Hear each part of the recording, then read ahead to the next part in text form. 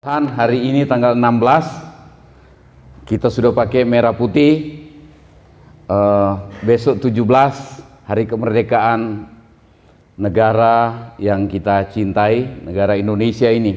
Puji Tuhan, hari ini saya menyampaikan firman Tuhan.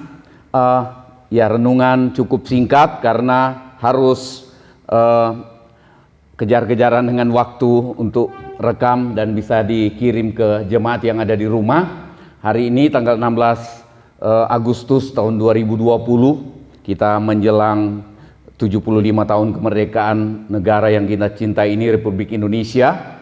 Pagi ini renungan saya beri tema kemerdekaan yang sejati. Kemerdekaan yang sejati. Tolong Nina tampilkan langsung kemerdekaan sejati. Jadi kemerdekaan yang diterima oleh Indonesia kita sangat hargai. Kemerdekaan dari penjajah bangsa lain. Kemudian kita jadi satu ada persatuan, kemudian menjadi satu kesatuan negara, kesatuan Republik Indonesia ini. Kita syukuri ini kemerdekaan. Kemerdekaan seperti ini kita syukuri. Sungguh-sungguh sangat kita syukuri. Nah, tetapi kita melihat kepada firman Tuhan bahwa ada kemerdekaan sejati. Bukan kemerdekaan yang kita terima diproklamirkan tanggal 17 Agustus itu. Bukan kemerdekaan sejati. Bukan itu maksud saya. Itu kemerdekaan juga. Tetapi ada yang firman Tuhan katakan kemerdekaan sejati. Nah, kita lihat itu sebentar apa. Tapi kita lihat dulu ini. Ayatnya Injil Yohanes 8 ayat 32, 34 dan 36.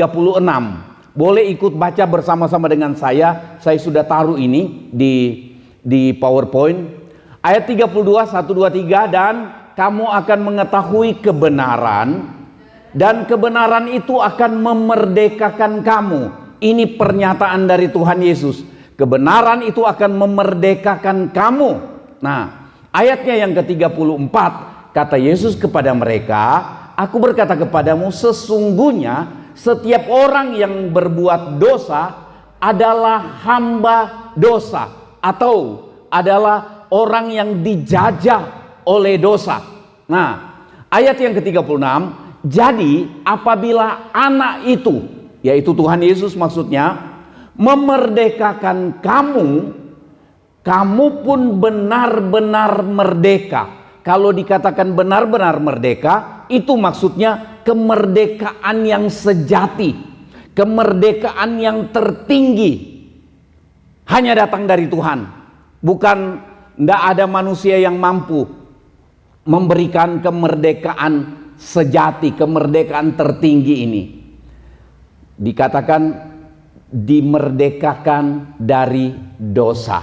Nah, itu ayat pendukung yang kita munculkan awal. Kemerdekaan sejati, merdeka artinya bebas dari perhambaan atau penjajahan. Itu kamus katakan begitu. Merdeka artinya bebas dari perhambaan, diperhamba oleh seseorang atau oleh sekelompok orang, diperhamba. Dan orang yang diperhamba disebut budak, diperbudak. Penjajahan, bebas dari perhambaan, bebas dari penjajahan, itu merdeka. Seperti yang kita alami diproklamasikan tanggal 17 itu. Nah, penjajah atau tuan yang memperbudak, penjajah kita ingat dulu ada bangsa yang menjajah kita. Nah, penjajah atau tuan yang memperbudak biasanya adalah pribadi atau kelompok yang kejam, dan kita tahu itu. Pembuatan jalan dari Anyer sampai Panarukan sini Puji Tuhan kita dipanarukan terus diingat di sejarah. Kalau nggak salah jalan 1000 kilometer dibikin, banyak menelan korban, tapi syukur bisa jadi itu jalan. Nah, biasanya kejam. Penjajah atau orang yang tuan yang memperbudak itu kejam. Nah, kemerdekaan sejati saya ambil ini. Orang yang terjajah atau diperhamba harus melakukan apa yang dikehendaki oleh penjajah atau oleh orang yang memperbudak dia. Tidak bisa orang yang diperbudak itu, diperhamba atau dijajah itu, dia tidak bisa bilang saya protes. Pokoknya apa yang penjajah bilang, apa yang tuan yang memperbudak seseorang, itu apa yang dia bilang harus dilakukan. Itu salah satu pengertian dari orang yang dijajah. Dan saya sampaikan ini supaya kita lihat bahwa semua orang mengharapkan, merindukan, dan memerlukan kemerdekaan. Amin. Nah, kemerdekaan yang seperti kita alami, tetapi yang lebih dari itu adalah kemerdekaan sejati yang kita akan lihat sebentar nih. Kemerdekaan sejati, baca sama-sama 1, 2, 3. Kemerdekaan sejati adalah merdeka dari dosa dan menjadi hamba atau budak kepada kebenaran. Maksudnya begini, kita merdeka dari dosa, dibebaskan dari dosa. Begitu kita ditebus, diampuni dosa kita, kita alami satu kehidupan yang baru, itu namanya kita dimerdekakan dari dosa hanya oleh kuasa darah Tuhan Yesus, oleh penyaliban Tuhan Yesus. Nah, kemudian orang ketika dimerdekakan dari dosa, kita ini bertindak dengan rela hati untuk menjadi hamba atau menjadi budak dari kebenaran. Tidak pernah rugi orang yang memberi diri jadi hamba, jadi budak kebenaran. Kalau kita jadi budak kebenaran, budak dari firman Tuhan, itu artinya tidak ada firman yang kita lawan. Amin. Kita tidak lawan firman. Firman bilang apa, kita bilang iya betul, walaupun banyak kali saya gagal. Walaupun banyak kali saya gagal lakukan, tetapi firman betul.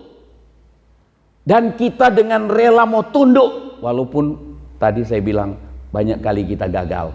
Banyak kali kita gagal, tetapi kita bangun lagi untuk berjalan terus. Begitu. Nah, itu awal saja.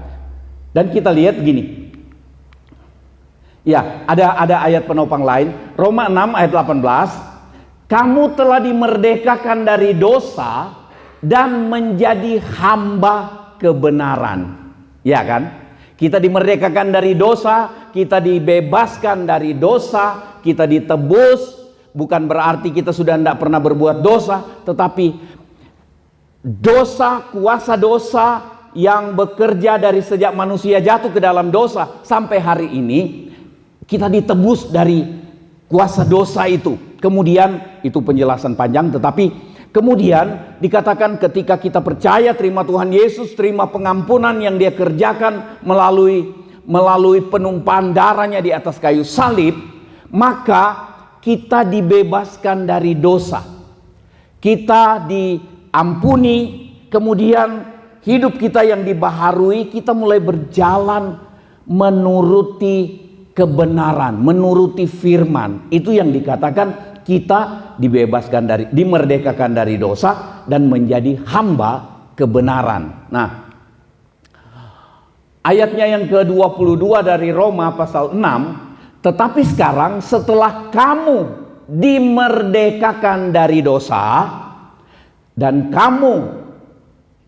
setelah kamu menjadi hamba Allah, jadi semua kita hamba Allah. Tadi saya katakan hamba atau budak.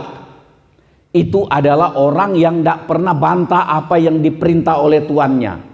Kalau kita jadi hamba Allah, artinya kita jadi orang-orang yang tunduk dan menuruti Allah. Turuti perintahnya.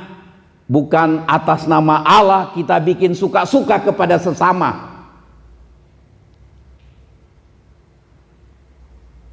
Kamu beroleh buah yang membawa kamu kepada pengudusan.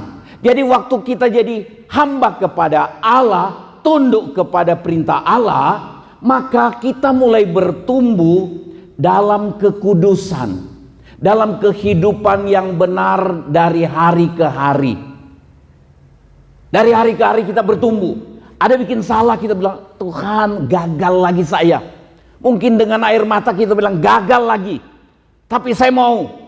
Itu yang Tuhan Yesus bilang, berjuang. Amin. Hidup kita ini perjuangan. Berkali-kali kita gagal, berkali-kali kita salah. Rencana hari ini tidak mau bohong, tidak mau ngamuk, tidak mau marah. Tahu-tahu baru jam 10, jam 11 nanti sudah bentrok di rumah. Padahal dari pagi rencana saya mau mesra sepanjang hari ini, saya mau baik-baik. Enggak jadi, gagal lagi. Tapi kita cepat sedih. Nah, itu lain pembicaraan. Supaya kamu beroleh buah yang membawa kamu kepada pengudusan, dan sebagai kesudahannya atau ujungnya ialah hidup yang kekal. Jadi tujuan kita dimerdekakan dari dosa adalah supaya kita menjadi hamba kebenaran, hamba kepada Allah, bukan untuk keuntungan Allah, bukan untuk keuntungan Tuhan, tapi untuk keuntungan kita. Karena ujungnya supaya kamu beroleh hidup yang kekal, gitu. Nah, jadi tujuan bangsa ini merdeka punya tujuan. Walaupun dirusak oleh orang sendiri hari-hari ini. Segala macam komentar. Orang berjuang setengah mati untuk mencegah penularan yang lebih besar, mencegah kemerosotan ekonomi. Ada yang ngoceh sembarangan bikin kacau. Cuma Tuhan yang akan urus itu. Mereka pun tahu kalau apa yang mereka ocehkan itu tidak benar. Dibikin seperti benar.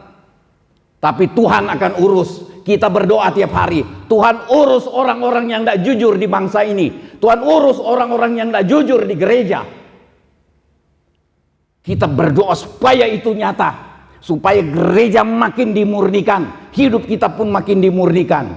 Mungkin bukan kebetulan harus sedikit itu tempat duduk yang disediakan di gereja-gereja hari-hari ini. Malah banyak, ada yang terisi katanya cuma 5%, 10%. Kita terisi mungkin sekitar 20-25%.